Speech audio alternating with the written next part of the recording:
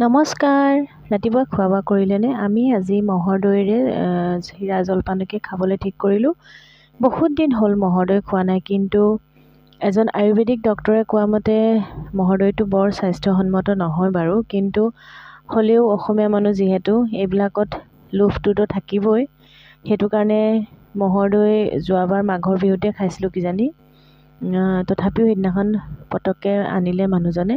নাই জলপান অকণ ঠিক কৰি আজি বোলো মহৰ দৈৰ লগতে জলপানকণ খাওঁ। খাবলৈ খুব সুন্দৰ হৈছিলে।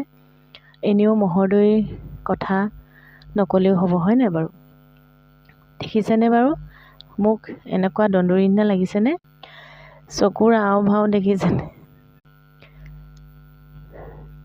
কাকনো খং কৰিম মানুহজনৰ বাহিৰে।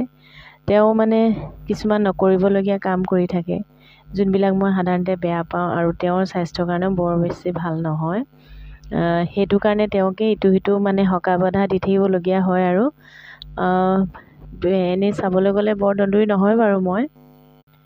তাকে এয়া জলপান খাই খাই আপোনালোকৰ লগতো কথা পাতোঁ বুলি ভাবিলোঁ। আৰু কিনো কৰি আছে আপোনালোকেও, ৰাতিপুৱা কিনো খোৱা বোৱা কৰিলে, আৰু ঠাণ্ডানো কেনেকুৱা পৰিছে আপোনালোকে জনাব।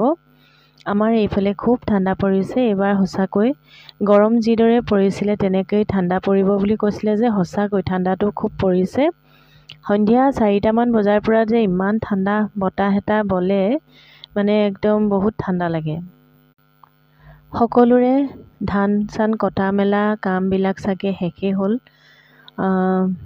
এতিয়া আকৌ আহিলে পিকনিকৰ জোৰ জাৰ, আকৌ মাঘৰ বিহুৰ জোৰ জাৰ, আৰু মানে ঢেৰ যোগাৰ কৰিবলগীয়া আছে। তাকে সেয়া মানুহজনৰ লগতে জলপান খাই আছোঁ, আৰু তেওঁকে কিবা কিবি কথা পাতি আছোঁ, কৈ আছোঁ। ৰাতিপুৱা এই বাৰাণ্ডাখনতে ধুনীয়াকৈ বহি লওঁ, বহি আমি জলপানকণ খাওঁ। ধুনীয়াকৈ ৰ'দ পৰি থাকে বাৰু। গৰম দিনত কিন্তু এই বাৰাণ্ডাখনত ৰাতিপুৱাহে বহিব পাৰি।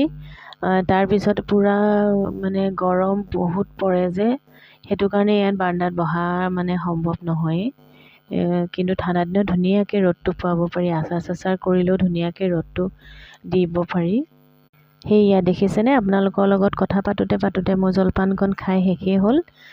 ঠিক আছে বাৰু, আজিলৈ আহোঁ। বাকী কাম বহুতো আছে। আপোনাৰ লগত এইখিনি সময় আহিলোঁ আপোনালোকৰ লগত কথা অকণ পাতিবলৈ।